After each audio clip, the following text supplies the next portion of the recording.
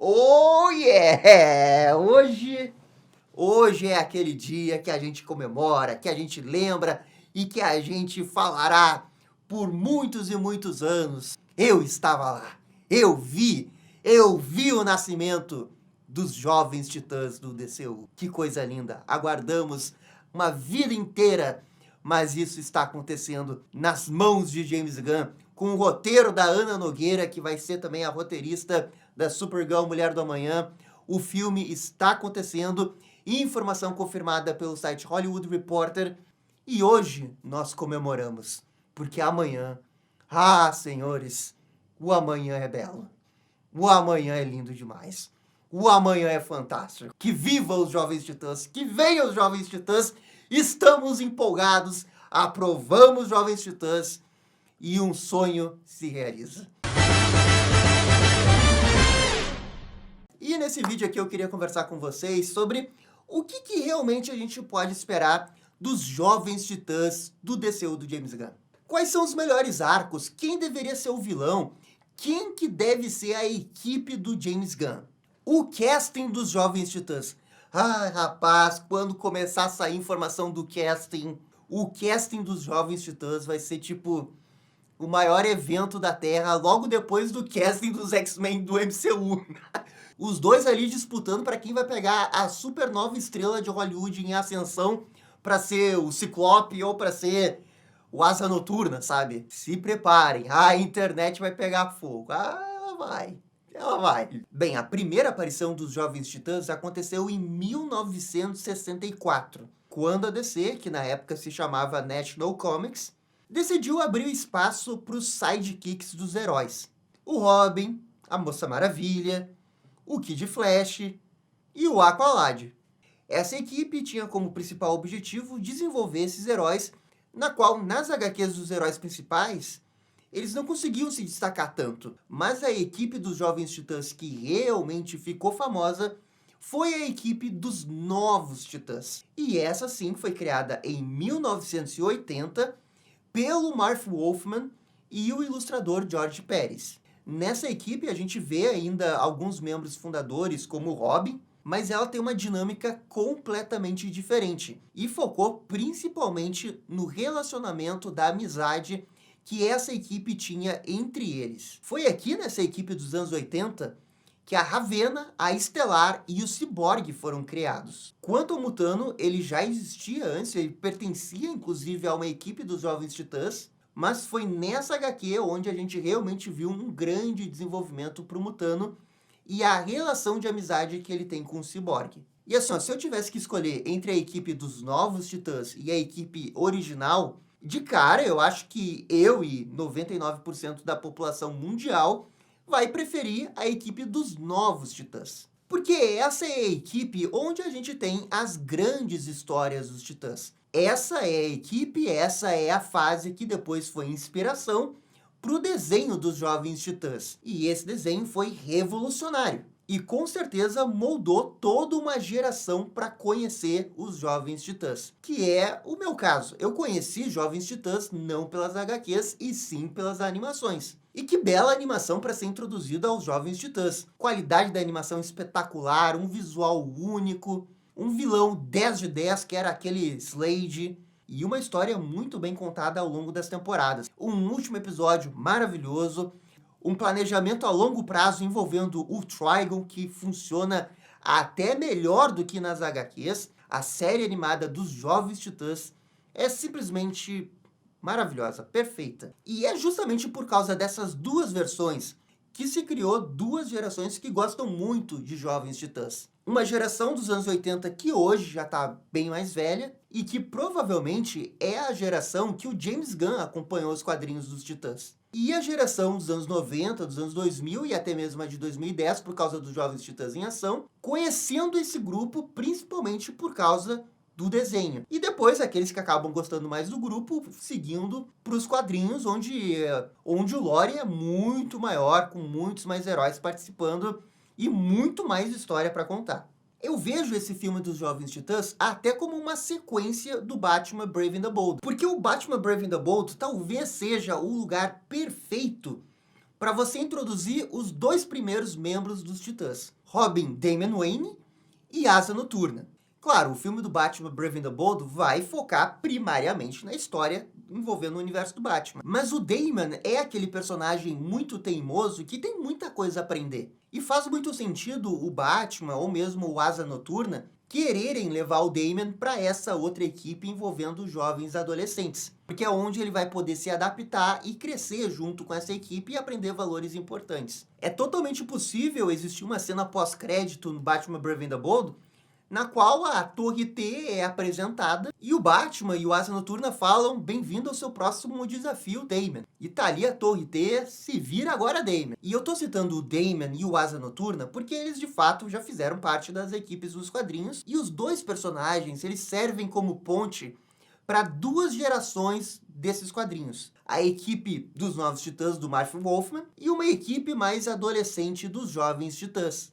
É mais ou menos assim que eu espero ver a equipe dos Titãs do DCU. Uma equipe mais experiente que serve de mentoria para uma equipe menos experiente e adolescente. E nessa equipe A, na equipe principal, a gente poderia ter Asa Noturna, Estelar, Donna Troy e Aqualad. Enquanto que a equipe menos experiente poderia ser uma fusão de alguns personagens da era do Marv Wolfman com a era moderna. E nesse caso eu vou citar o Robin Damian Wayne, o Mutano, o Cyborg, a Ravena e quem sabe um último herói que ninguém esperaria, como Besouro Azul ou Roundhouse, Crush, e assim formaria essa minha equipe que tem praticamente todo mundo que eu gostaria de ver. Eu não sei se vocês entenderam o que eu estou fazendo aqui.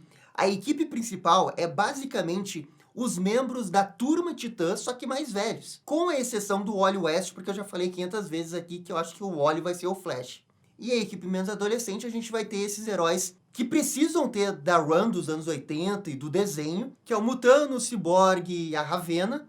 A única exceção que eu fiz aqui nessa minha montagem da equipe é a Estelar pertencer à equipe mais antiga. E isso para ela já conhecer o Dick Grayson desde o início da equipe. Mutano e Cyborg jovens eu acho que combina muito mais com a proposta da equipe. O que acontece geralmente nas HQs é que como o Mutano e o Cyborg estão há muito tempo nos Titãs, hoje em dia os dois são utilizados bastante, né, como mentores para novos Titãs. E nesse caso, para ser diferente, já que é um novo universo, eu acho que dá para mudar isso. Vamos deixar Mutano e Cyborg adolescentes. Além, é claro, pela questão da personalidade dos dois. Os dois brincam muito, mas eles também estão sempre nessa jornada de amadurecimento. E por causa disso, entendendo o que esses personagens já passaram nos quadrinhos, quando você fosse adaptar para o DCU e para querer manter essa ideia de arco deles para eles crescerem e eles conseguirem terem confiança em si mesmos, eu deixaria eles bem jovens, na equipe inexperiente. Bem, a Ravena inexperiente tem muito a ver com todo o arco dela, né, com a questão do Trigon, e ela, principalmente sendo o membro mais novo dos Jovens Titãs junto com o Damian, eu consigo ver ela ter um lugar interessante nessa equipe, para eventualmente no futuro desenvolver ela, né, com todo o arco do Trigon. E aí os outros membros, o Roundhouse ou a Crusher, eu tô puxando muito mais para que não sejam só os óbvios, porque a equipe dos Titãs precisa ter membros não óbvios. Quando o Marv Wolfman criou a equipe dos Novos Titãs, ele estava colocando membros não óbvios. Ele estava colocando o Mutano, que não era assim um personagem muito popular, mas ele estava colocando o Mutano ali porque ele acreditava no potencial do Mutano. E eles ali também criaram um monte de personagem novo para poder encaixar com a dinâmica que eles queriam. Então, eu não estou dizendo que eles têm que criar personagens novos, mas pelo menos colocar personagens que o pessoal não está esperando também. É claro que você tem que ter os óbvios, e é por isso que eu estou formando uma equipe que tem os óbvios, mas também vai ter um ou outro que não é o óbvio. Mas claro, isso daqui também é só a minha opinião. Se você tem uma formação diferente para a equipe dos Jovens Titãs, por favor, comente aqui. Só que eu também acho que essa equipe de time A e time B, um mais experiente, um menos experiente, isso eu acho que vai acontecer. Uma outra coisa que pode ter certeza que vai ter é a Torre T. Não tem como fazer um filme dos Jovens Titãs live action e não ter a Torre T. É impossível, é impossível. É uma das localizações mais icônicas da DC. E no caso eu tô falando da Torre T que fica em São Francisco, né? E tendo a Torre T, eu já começo a projetar vários momentos dos quadrinhos que são as interações dos personagens. Os personagens tomando banho na piscina, os personagens brincando, se provocando, comendo junto. Esse é o segredo da Torre T. A Torre T não é só legal porque é um T gigante e eles são jovens titãs, né? E o T é de titãs. O que a Torre T realmente oferece é essa união, esse senso de camaradagem entre eles. E é algo que nem todas as equipes de super-heróis têm. Na verdade, todas as equipes querem ter um lugar assim. E pouquíssimas têm algo assim. Você pode falar do Instituto do Professor Xavier? Pode, porque é um exemplo clássico, né, de localização perfeita para ter um grupo de adolescentes sendo desenvolvidos ali. E é perfeito. A Liga da Justiça tem o Hall da Justiça, a Base Lunar ou a Torre de Vigilância. O desenho da Liga da Justiça Sem Limites foi o que melhor utilizou essa base da DC, porque transformou a Torre de Vigilância numa verdadeira base que os heróis moram ali. Tem vestiário, tem dormitório, tem pessoas que trabalham lá. Tem uma pessoa que trabalha na cozinha da Torre de Vigilância que é transportado todo dia lá para poder fazer a comida que o Batman vai comer. Mas percebam, o que faz essa base ser icônica no desenho é o que a Torre T fazia nos anos 80. E a Torre T estava lá, tendo as melhores interações possíveis, Marv Wolfman no auge, escrevendo feito louco, George Pérez ilustrando maravilhosamente bem, ícone lendário. E é isso que torna a run dos anos 80 dos Jovens Titãs, né, uma das melhores runs da DC, e se pá, uma das melhores runs de quadrinhos de super-heróis de todos os tempos. Então, assim, se você vai apostar dinheiro aí com seu amigo, aposta que a Torre T vai aparecer. Põe a mão no fogo, vai aparecer uma Torre T. E claro, narrativamente a gente tem que pensar o que significa ter uma Torre T. Pô, se tem uma Torre T é porque outras equipes já ficaram naquela Torre T, que seria justamente a equipe original, a equipe mais experiente, que já está fazendo isso há algum tempo. Vilões. Existem inúmeros vilões icônicos que você pode colocar num filme dos Jovens Titãs. Mas para um primeiro filme, eu acho que você tem que jogar bem seguro. Eu iria colocar 2 vilões, o Deathstroke e a Igreja do Sangue. O Deathstroke é o principal vilão dos Jovens Titãs, e ele tem todo esse negócio de querer se vingar dos Titãs por causa do filho dele que morreu. Mas eu também acho que a gente poderia expandir um pouco mais isso e envolver ele junto ali com a Igreja do Sangue. Porque o Deathstroke é um vilão bem complexo de se desenvolver num filme dos Titãs. Você tem a opção fácil de correlacionar ele com um job que ele tá fazendo para matar a equipe dos Titãs, porque ele é um mercenário, ele pode ser contratado para fazer isso. Você tem a opção também certa, que é correlacionar um job dele com o filho dele e os Titãs. Beleza, essa é a opção mais legal. E você ainda pode fazer ainda mais complexo do que isso, do que correlacionando tudo isso e ainda colocando o vilão principal, que no caso seria a Igreja do Sangue, com ele ganhando algo em troca com isso. E a Igreja do Sangue é aquele vilão que é a organização secreta, que consegue manipular as pessoas se utilizando da mídia e da crença de várias pessoas. E essa é uma temática que poderia deixar a história muito mais complexa. Eu juntaria esses 2 vilões e tentaria desenvolver a história a partir daí, criando uma grande ameaça, tendo o Deathstroke como vilão secundário, o que poderia nos levar mais pra frente para ele ser o vilão principal mesmo num filme 2, por exemplo. E aí, num filme 3, eu colocaria o Trigon. E a questão do Trigon e a correlação que ele tem com a Ravena seria algo a ser desenvolvido ao longo dos 3 filmes. Eu acho realmente que a Ravena tem que ser, junto com o Robin, os 2 membros mais recentes dos Titãs. E a Ravena ser um pouco mais excluída, o pessoal ficar na dúvida se confia ou não na Ravena. E inúmeras vezes a Ravena mostrar que é confiável, que ela acredita nos Titãs, que ela vê os Titãs como a sua família, para ir no 3º filme ter essa quebra de expectativa dela sendo corrompida, né, pela força que tem dentro dela, e os Titãs buscando recuperar ela, através do poder da família dos Titãs. Porque tudo que o Marv Wolfman fez com a Ravena, ao longo dos anos, ele fez planejando. E o endgame do Marv Wolfman era a Ravena ser, de fato, a vilã. Tipo, a final boss da parada. Nem o Trigon, a final ela. Com, eventualmente, os Titãs trazendo ela de volta, que é o que acontece na última HQ do Marv Wolfman, na época dos Titãs, que foi lá nos anos 90. Eu consigo ver isso sendo feito em 3 filmes, numa trilogia muito bem feito, mas no primeiro momento eu focaria realmente na Igreja do Sangue e no Deathstroke. Esses para mim são os vilões ideais para um filme dos Jovens Titãs. Problema de continuidade.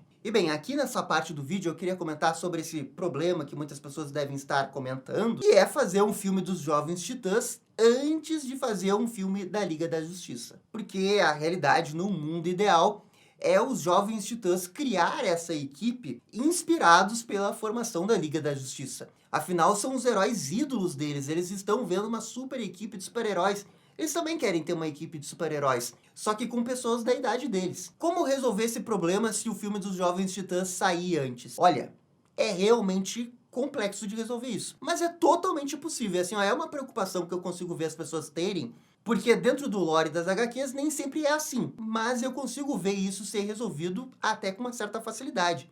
Porque no DCU do James Gunn existem várias equipes. E pelo que a gente está entendendo, já existiu uma equipe anterior a todos os outros, e que provavelmente foi a Sociedade da Justiça. Essa geração atual de super-heróis e que o Superman aparece ali, ela não é a primeira geração de super-heróis, já existiram outras. Então a equipe dos Sidekicks pode se sentir inspirada com a equipe antiga. Ou até mesmo eles podem fazer algo completamente diferente.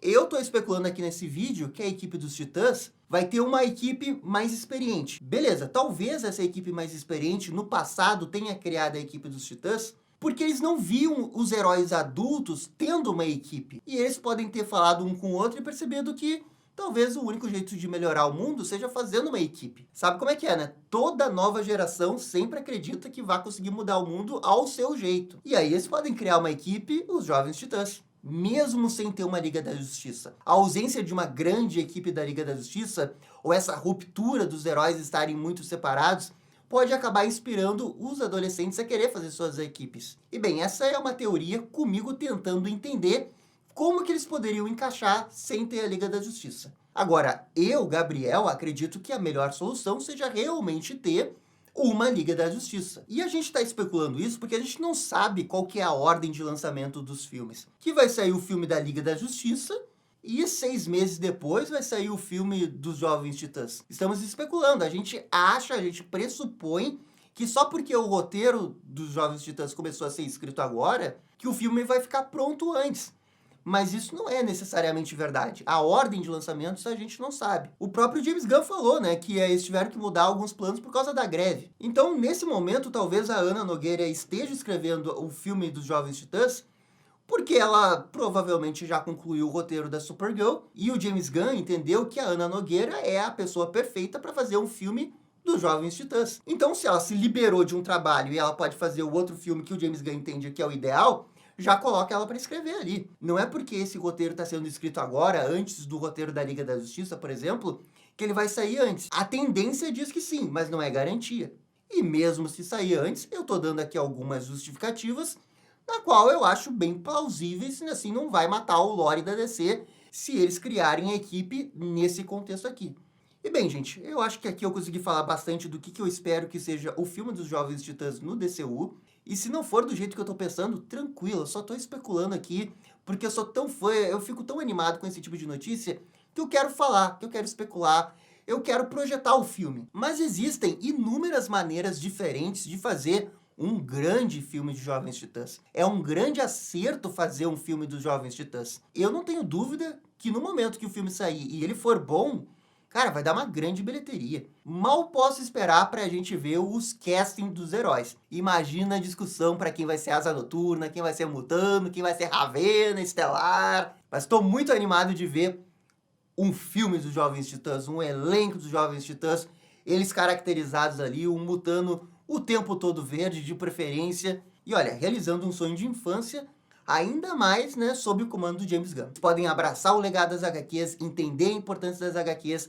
entender as discussões que essa equipe fez nos anos 80, adaptar e também pode fazer diferente, pode fazer algo completamente novo. Mas eu acredito no James Gunn, eu quero acreditar na Ana Nogueira, eu acho que ela pode fazer um grande roteiro. É com certeza o segundo maior filme de super-heróis que dá pra fazer da DC em equipe fora da Liga da Justiça. E agora, dito tudo isso, só nos resta comemorar no dia de hoje e sonhar o amanhã, porque o amanhã mal posso esperar, mal posso esperar. E esse foi o vídeo sobre o filme dos Jovens Titãs. E aí, gostaram, não gostaram? Deixem suas opiniões nos comentários. E se curtiram o vídeo, deixe aquele joinha e inscreva-se no canal para ficar sabendo absolutamente tudo sobre Batman. Obrigado, gente. Até a próxima. Tchau, tchau.